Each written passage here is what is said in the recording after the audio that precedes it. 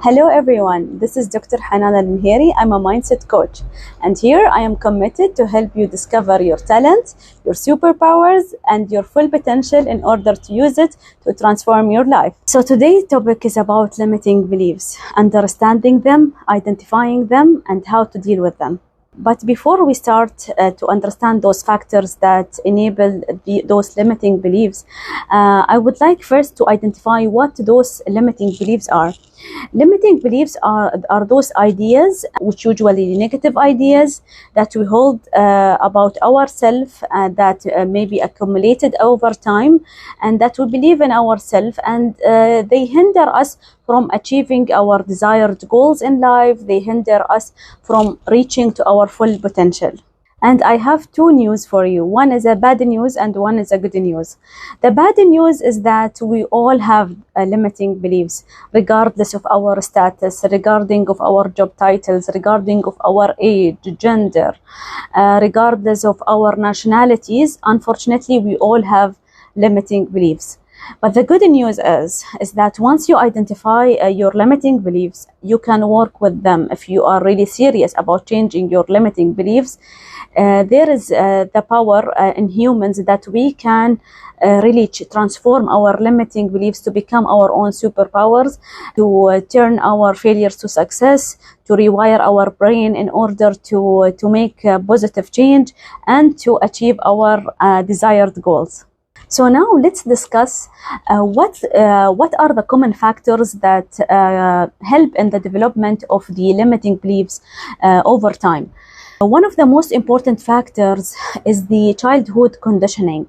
It is a very critical stage in our life as human beings when we are in our childhood area or period of time, because when we are children, it is very easy for us to absorb ideas, absorb even competencies and things that we see in our parents. So we don't have really resistance or the same rationale on justifying things, so we tend to accept things quickly. So let's say if there are parents who are not aware about their language when they deal with their children, this could be a problem. So, for example, the parents could, for example, see that their kids are not performing well in some activities, or they don't have the certain skills. They can give them, let's say, negative remarks, negative words, why you are not smart, why you are not doing this. They even can compare them to their, let's say, neighbors or their other siblings who are good at certain areas. And over time, this is being accumulated as a self-limiting belief that they cannot even develop, there is no way for them to develop this skill in the future, and they so stay in that stage and they don't want to go further in life. The second factor is going through negative experiences such as failures, rejections from people, such as, let's say, bad criticism. So when we go as humans through negative experiences, of course, we don't want to repeat such experiences again. So we will always have doubts. Let's say I was a writer who wrote in a magazine and I've been criticized badly. This can really, give me a bad experience that I'm not gonna share my ideas again. I'm not gonna write about this, which is really my passion, and so forth. So sometimes bad experiences also can help in creating those limiting beliefs. The same thing with relationships. For instance, if we got rejection in terms of friendship, or let's say in relationships in general. The third factor is comparison. In fact, unfair comparison.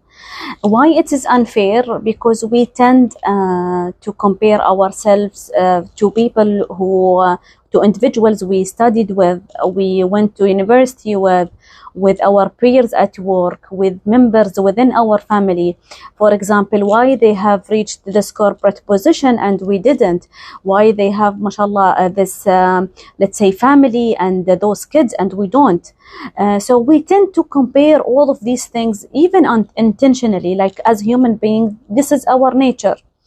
And this is unfair, let's say, comparison. Dr. Jordan Peterson, in his book 12 Rules for Life, he talked about this rule that people tend to compare themselves to other people's life. So it's really unfair for us to compare ourselves to other family members, other colleagues, or any other people who you think you should be like them or should have similar results. We don't know what is happening behind closed doors. We don't know what they have been going through in their life. Maybe they have lost a dear family member. Maybe they had to work extra hours in order to achieve that. So we really don't know what they have prioritized, what you have prioritized in your life. So the healthy comparison is to compare yourself today with yourself yesterday, in order to see what kind of corrective actions you can take, what kind of successes that you have done, and you want to repeat them for the future.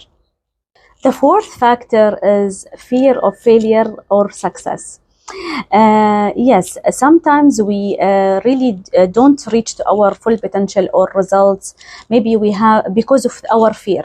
So for instance, we maybe have a very, let's say, billion idea project that we know that is going to be successful for sure. And we tend to fear that the failure. What if I failed? What if I took risk and I failed? So we need, like, in a way, to transform our mentality, okay, and normalize failure. Because if you can do any research about, let's say, business men or business women, entrepreneurs, they have been successful in the business, you will know that they have failed several times before they reach to their latest, let's say, business. So as I mentioned, for fear of failure, the key is to normalize failure and to treat it as a journey of learning. And this is, a journey that I would like to take. And so what if I failed? I will try another method and another method until I become successful.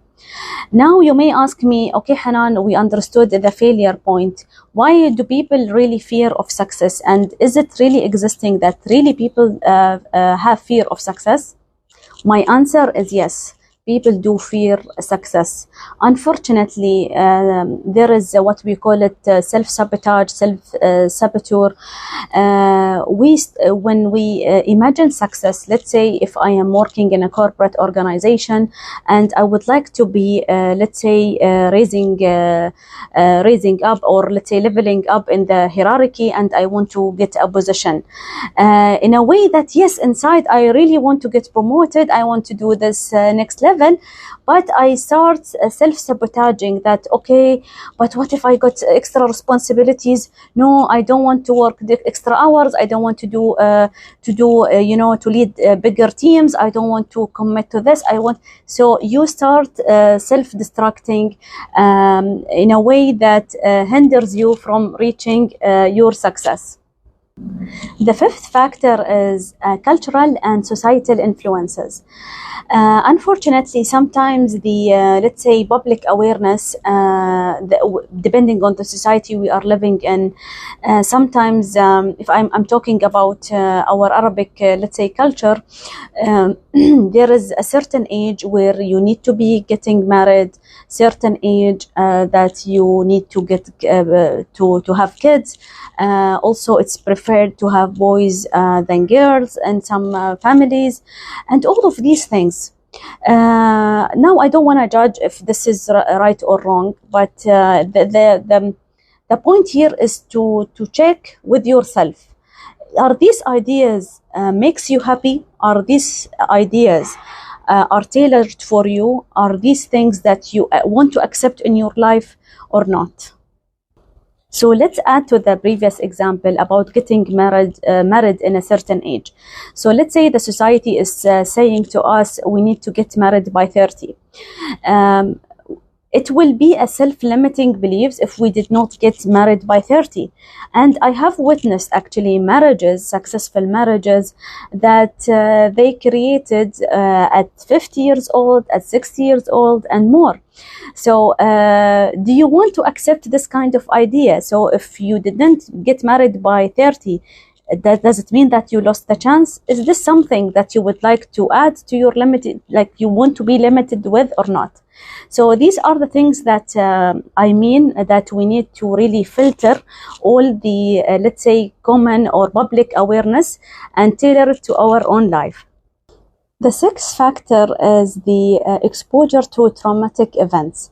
So traumatic events meaning could be losing someone dear to our life, passing away, maybe getting a divorce after a long relationship. It could be, losing a job. It could be anything really that affects ourselves. It could be also that someone, let's say, participated in a project, invested in a project, and really they thought that it would be really successful, but they ended up losing a lot of money for this project and they failed. So traumatic events can happen in different levels, in different aspects of our lives. So when we are exposed to traumatic events, it wasn't our choice, but it's very important to take a moment in order to reflect.